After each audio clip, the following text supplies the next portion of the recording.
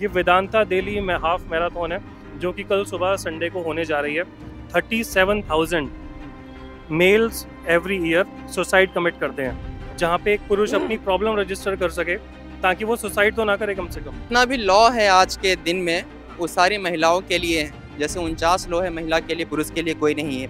इतना दबा दिया जाता है जेंट्स को कि वो बंदा घबरा जाता है। एक तो जेंट्स के लिए rule regulation law and order उनकी फेवर में है ही नहीं। नमस्कार, मैं हूं तुषार और आप देख रहे हैं सौगंध टीवी। महिलाओं के बारे में तो आपने सुना होगा कि उनके लिए बहुत सारे संगठन हैं, विमेन एसोसिएशंस बहुत सारे हैं, चाहे वो दिल्ली में महिला आयोग हो या फिर औरतों के लिए तो एक मंत्रालय तक है। लेकिन कभी सुना है कि मर्दों के लिए कोई संगठन है? उसकी ज़रूरत अगर है तो क्यों है? यहाँ पे आप लोग देख सकते हैं कि कितने सारे मौजूद हैं। और ख़ास बात यह है कि ये इसलिए यहाँ मौजूद है क्योंकि एक मैन वेलफेयर ट्रस्ट इस नाम से ये संगठन चलाते हैं, जहाँ पे मर्दों के लिए आवाज़ उठाई जाती है, उनके हितों के लिए आवाज़ उठाई जाती है। और भी बातचीत करके हम जानेंगे कि क्यों ये वेलफेयर ट्रस्ट बनाना पड़ा। और चलिए बातचीत करते हैं। ये क्या है ट्रस्ट, इसके बारे में पहले कुछ बताइए। देखिए, मैन वेलफेयर ट्रस्ट एक रजिस्टर्ड NGO है और जो कि ये एक पार्ट है सेव इंडियन फैमिली मूवमेंट का, और जिसके अंतर्गत अप्रॉक्सीमेटली 40 to 45 NGOs आते हैं ऑल ओवर इंडिया। और हम सब लोग मिलकर के एक हेल्पलाइन चलाते हैं जिसका नंबर है 8882498498। ये हेल्पलाइन पे जो है पुरुषों के लिए हेल्पलाइन है, फ्री हेल्पलाइन है, जो कि अपनी बात रख सकते हैं। जैसा कि आपने बताया अभी कि कोई जगह नहीं है कहने की, कोई जगह नहीं है जहाँ पे एक आदमी अपनी कंप्लेंट को रजिस्टर करवा सकता है। और महिला आयोग है, दिल्ली कमीशन फॉर वुमेन है, नेशनल लेवल पे नेशनल कमीशन फॉर वुमेन है, और मिनिस्ट्री तक भी है। और वुमेन के लिए तो देखो जो है सो है, अच्छी बात है, बट पुरुषों के लिए भी कुछ ना कुछ होना चाहिए, ठीक है? क्योंकि जो है ये एकदम आधी आबादी की हम लोग बात करते हैं। पशुओं के लिए मिनिस्ट्री है, पशु मंत्रालय ऐसा कुछ है, और पेड़ों पौधों के लिए है, मगर पुरुषों के लिए कोई तक एक छोटा सा काउंटर आप मुझे बता दीजिए जो ऐसा कुछ हो जहाँ पे पुरुषों की आवाज़ भी सुनी जा सके और रजिस्टर की जा सके। तो आज आप देख रहे हैं कि हम सबके पास कुछ ना कुछ पोस्टर्स और ये सब पकड़ा हुआ है हमारे पास, पैम्फलेट्स। ये वेदांता दिल्ली में हाफ मैराथन है जो कि कल सुबह संडे को होने जा रही है, और इसमें सुनने में आया लगभग 40,000 व्यक्ति इसमें पार्टिसिपेट कर रहे हैं, और जिसमें हमारी संस्था के लगभग 150 वॉलंटियर्स पार्टिसिपेट कर रहे हैं। और इन्हीं सब मुद्दों को लेकर के हम लोग जेंडर सेंसिटाइजेशन को लेकर के हम लोग जो एक मिराज बना हुआ है कि जो हमें दिखता है कि एक मैन जो एक प्रिविलेज जेंडर है, लेकिन इन रियलिटी जैसे जैसे आप बड़े होते हैं, स्कूल से बाहर आते हैं, कॉलेज से बाहर आते हैं, और थोड़ा आप एक्सपीरियंस एक्चुअली करने लगते हैं, तो आप देखते हैं कि ये जो माइसेंड्री नाम की चीज़ है, यानी कि मेल हेटरेड, ये बहुत लोगों के अंदर घुसी हुई है, और ये हर एक लेवल पर है, ठीक है? हर एक लेवल पर है। और बस उसी को थोड़ी हम जेंडर सेंसिटाइज करते हैं, अपने जितने हमारे मीम्स हैं और जितने भी हमारे वॉलंटियर्स जितना सपोर्ट करते हैं उसके हिसाब से हम लोग आवाज़ उठाते हैं। तो कल का इवेंट हमारा ये है। ऐसी कौन सी परेशानियां हैं जिसके लिए संगठन बनाने की ज़रूरत पड़ी? देखिए, परेशानियां तो जो मेन प्रॉब्लम है वो है, जितने भी कानून हैं वो ज़्यादातर सारे जेंडर बायस्ड हैं, ठीक है? जैसे कि आप बोलते हैं कि डोमेस्टिक वायलेंस, आपके माइंड में फटाफट ये आ जाता होगा कि एक आदमी एक औरत को मार रहा है, लेकिन आप अपने 4 घर लेफ्ट साइड के, 4 घर राइट साइड के आप थोड़ा सर्वे करेंगे, अगर आप अपने दोस्तों से बात करेंगे जो थोड़े बड़े हैं, आप उनसे अगर बात करेंगे कि क्या तुम्हारे ऊपर किसी तरीके की क्रुएलिटी हो रही है, इकोनॉमिक वायलेंस हो रहा है या कुछ और हो रहा है, तो वो धीरे धीरे वो शायद खुले और आपको बताए, ठीक है? और एक बात और आपको बताना चाहूँगा जो बहुत ज़्यादा इंपॉर्टेंट है, जो आजकल नॉर्मल लोगों को पता ही तक नहीं है, वो है 1,37,000 males every year suicide commit करते हैं। आदमी 1,30,000 के आसपास मेल सुसाइड कमिट करते हैं, और जो कि on the other hand women suicide कितना कमिट करती हैं? 40,000 के अराउंड, जो कि 3 टाइम्स। क्या चाहते हैं कि औरतें भी बराबरी में सुसाइड करें? नहीं, देखिए, हम तो पॉजिटिव चाहते हैं कि हम ये चाहते हैं कि जो वुमेन का सुसाइड रेट है वो कम हो, उसके साथ जो 130,000 है वो भी बहुत ज़्यादा कम हो। तो रिक्वायरमेंट ये कैसे होगा? सिंपल सी चीज़ है कि अगर कोई एक ऐसा काउंटर होगा, जो ऐसा कोई मिनिस्ट्री होगी जहाँ पे एक पुरुष अपनी प्रॉब्लम रजिस्टर कर सके, ताकि वो सुसाइड तो ना करे कम से कम। सुसाइड मर्द करते हैं कंपैरेटिवली, अगर वुमेन के कंपैरिजन में देखा जाए तो ज़्यादा करते हैं, लेकिन क्या है उसका कारण, क्या है जो वो सुसाइड कर रहे हैं? देखिए, जो लेटेस्ट डेटा आया था 2021 का एनसीआरबी का, यानी कि नेशनल क्राइम रिकॉर्ड ब्यूरो, उसमें जितने भी पर्सन्स हैं 1,30,000 मेल्स हैं, उसका उसी के हिसाब से, मैं नहीं बोल रहा, ये उस डेटा बोलता है 70% घरेलू प्रॉब्लम्स की वजह से, डोमेस्टिक प्रॉब्लम्स की वजह से सुसाइड किया जाता है। तो मतलब आप ये कह रहे हैं कि जो डोमेस्टिक वायलेंस हो रहा है वो हमें गलत दिखाया जा रहा है इन जनरल, जबकि हो रहा है पुरुषों के साथ। ओके, तो देखिए, जो दिखाया जा रहा है वो तो दिखाई जा रहा है, मगर हम बात कर रहे हैं इक्वालिटी की।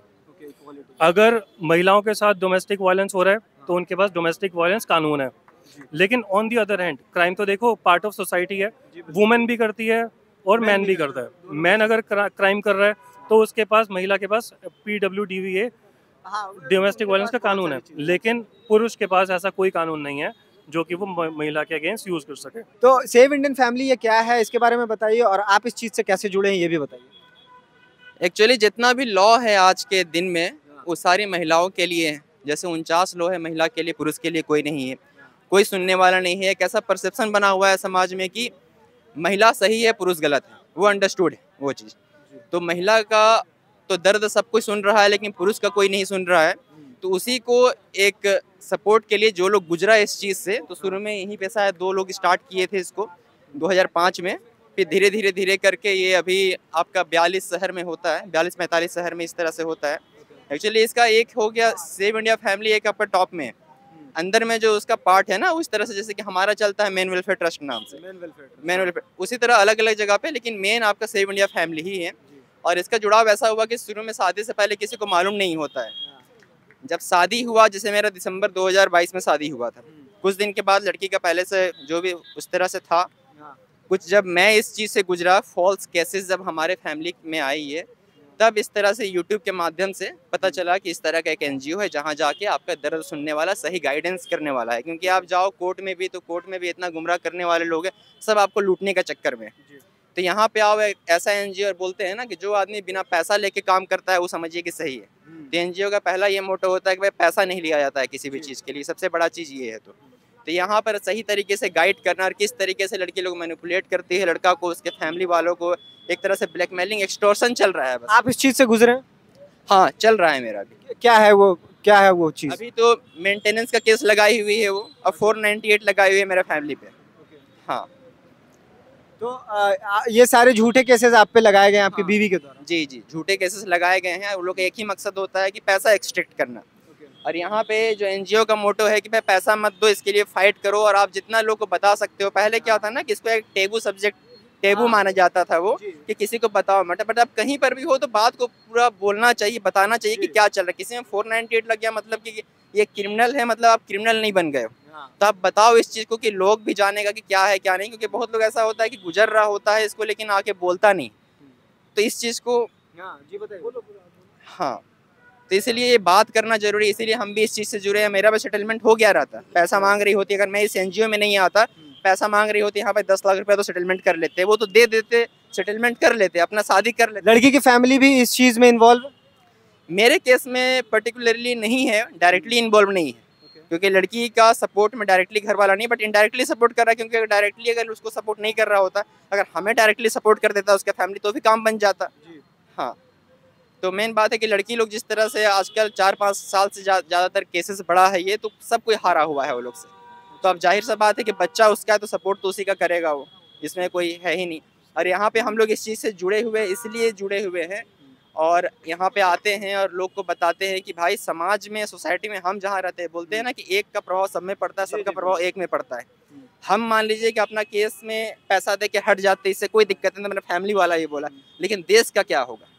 यहाँ समाज के, इसको सुनने वाला, समझने वाला, आप जितना लोग को बताओ, मेरे घर तरफ भी हुआ, रेयर ये हुआ, तो आप वहाँ बताओ कि लड़की लोग भी दूसरे जाने कि हाँ भाई इतना आसान नहीं होता है कि किसी में इल्जाम लगा के। अवेयरनेस होना चाहिए, अवेयरनेस बहुत जरूरी है, क्योंकि हम लोग में वो कल्चर नहीं है कि शादी से पहले शादी वाला चीज़ सबको आप बात करो। क्योंकि शादी से पहले डाइवोर्स के बारे में बात करो, क्या क्या हो सकता है उसके बारे में बात करो, तो समझता है कि नेगेटिव क्यों सोच रहे हो, ऐसा क्यों देख रहे हो। लेकिन इसके बारे में थोड़ा अवेयरनेस जरूरी है, इसीलिए मैं इससे जुड़ा हुआ हूँ और फाइट करने का पूरा मूड में। चलिए, थैंक यू। आप क्या बोल रहे थे? बताइए। मैं ये बोल रहा था कि बहुत सारे ऐसे पॉइंट्स हैं जो यहाँ पर लोगों को सुनने को मिले और अलर्ट होने के लिए मिले। अच्छा। सबसे पहला पॉइंट जो है, ज़्यादातर देखो किसी भी इंसान को पता नहीं होता कि कोर्ट क्या है, पुलिस क्या है, ये क्या है, वो क्या है। हाँ, तो जो हमने मिसयूज इसका देखा है ना, हाँ, सबसे पहला पॉइंट क्या होता है, पुलिस। पुलिस। अच्छा। पुलिस क्या करती है कि आम आदमी को बोलती है कि आप जो है पुलिस स्टेशन में आ जाओ, ये हो जाए, वो हो जाए, ऐसे हो जाए, तो थोड़ा डराते धमकाते हैं। हाँ, तो यहाँ पर हमें ये सीखने को मिला है कि पुलिस अगर किसी को बुलाती है हाँ, तो उसके पास एक तो सम्मन होना चाहिए, कोई कोर्ट का ऑर्डर होना चाहिए। अच्छा। लेकिन इंसान डर जाता है, डर के वहाँ चला जाता है। कई बार हमने देखा है कि वहाँ पर जो है डरा धमका करके जबरदस्ती बहुत सारी चीज़ें भी लिखवाई जाती है, जी। जिसके कारण जो है लोगों को पता नहीं होता है। एक तो पुलिस का नाम सुनते ही इंसान पहले ही घबरा जाता है, ये सच्चाई है। तो ये चीज़ें जो है ना, ये बहुत ही मतलब फर्स्ट पॉइंट पे ही इतना दबा दिया जाता है जेंट्स को कि वो बंदा घबरा जाता है। एक तो जेंट्स के लिए rule regulation, law and order उनकी फेवर में है ही नहीं, जितना है महिलाओं की फेवर में, महिलाओं की फेवर में, महिलाओं की फेवर मतलब में। सब कुछ महिलाओं के लिए बना हुआ है, पुरुषों के लिए ऐसा कुछ है नहीं आपके हिसाब मैं आना नहीं चाहता था, बोलना नहीं चाहता था, लेकिन मेरे साथ जो हुआ, से? क्या हुआ? 25 साल के बाद हाँ, ना मेरी बीवी ने कभी कमाया, ना मेरे बच्चों ने कभी कमाया। हाँ, बड़े हो गए, पढ़ना लिखना शुरू, सारा कुछ पढ़ाया लिखाया, बड़ा किया। 28 साल के बाद आपने डाइवोर्स सुना है कभी? वो भी दहेज का इल्जाम। उस मिसयूज करने के लिए उनकी इतनी हिम्मत बढ़ गई कि 28 साल के बाद उन्होंने मेरे ऊपर डाइवोर्स का केस डाल दिया कि जब से शादी हुई है दहेज मांग रहे हैं। अरे आप तो 28 साल में आप ले नहीं पाए? क्या दहेज की अगर बात करें, 28 साल में दहेज नहीं मिला? उसका क्या है, उनको ये है कि उनकी नॉलेज में आ गया कि मिसयूज करो। अच्छा, मतलब मिसयूज बहुत ज्यादा हो रहे हैं दहेज का जो मामला है। तो बस वही है कि मेरे उस केस में क्या हुआ? आप क्या हुआ उस केस में? उस केस में क्या हुआ, अब मैंने बच्चों को इतना बड़ा किया, तो अब उस केस में मैंने उनका मतलब जैसे किसी का फिक्स डिपॉजिट अमाउंट होता है ना, तो मेरा फिक्स डिपॉजिट तो मेरे बीवी बच्चे थे। इस एज में जो है वो मरने के बाद भी उनके थे, पहले भी उनके थे, बाद में भी उनके थे। उन्होंने क्या किया, मेरे बहन भाइयों को भी मेरा अमाउंट लुटा दिया, वो भी मेरे खिलाफ खड़े कर दिए। मतलब कहने का ये है कि इसका मिसयूज इतना है कि हमें बोलते हुए भी शर्म आती है कि 25 साल 30 साल पढ़ाने लिखाने के बाद वो कैसे केस एक्सेप्ट कर लेते हैं कोर्ट, और कैसे जो है लीगल एडवाइजर, मेरा अपना वकील था, जो सरकारी वकील था, वो भी उनके साथ मिल गया।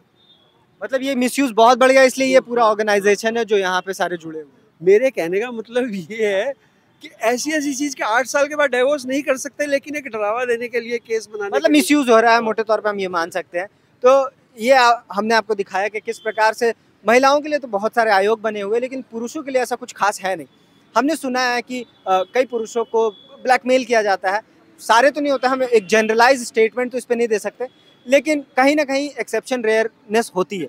यहाँ पे जितने भी मौजूद है सबके साथ कुछ ना कुछ हुआ है, इसलिए ये पूरा मेन ट्रस्ट वेलफेयर और जो सेव इंडियन फैमिली नाम का ये जो पूरा ग्रुप है, ये जितने भी है सारे यहाँ इकट्ठा होते हैं और वो अपनी अपनी समस्याओं को यहाँ बताते हैं, और उसके बाद किस तरीके से इस चीज़ को वो आगे डील कर सकते हैं, ये सारा डिस्कशन यहाँ पे होता है। कैसी लगी हमारी स्टोरी कमेंट करके ज़रूर बताएं, और ऐसी तमाम खबरों के लिए देखते रहें सौगंध टीवी। आप देख रहे हैं सौगंध टीवी, सौगंध वतन की।